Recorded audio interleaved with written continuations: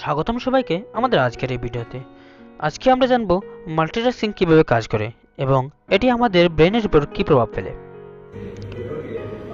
Multitasking মানে একসঙ্গে অনেক কাজ করার চেষ্টা। তবে বিজ্ঞান বলে আমাদের ব্রেন আসলে মাল্টিটাস্ক করতে পারে না। আমরা এক কাজ থেকে আরেক কাজ মধ্যে দ্রুত সুইচ করি, একে বলা হয় টাস্ক সুইচিং।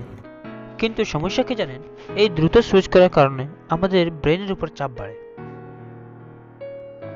গবেষণায় দেখা গেছে মাল্টিটাস্কিং করার সময় আমাদের মেমোরি লস হয়, আমরা কাজের গুরুত্বপূর্ণ অংশ ভুলে যাই, কনসেন্ট্রেশন কমে যায়, স্ট্রেস হরমোন বৃদ্ধি পায়।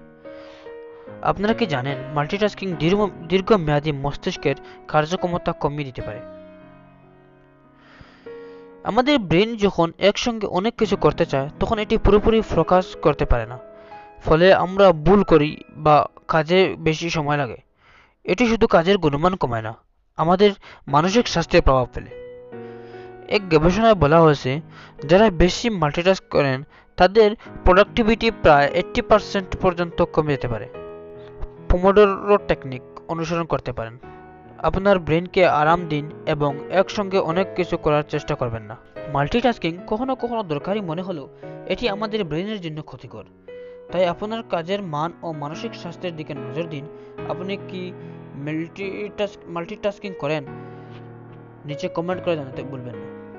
ভিডিওটি ভালো লাগলে শেয়ার এবং চ্যানেলটি সাবস্ক্রাইব করতে ভুলবেন না।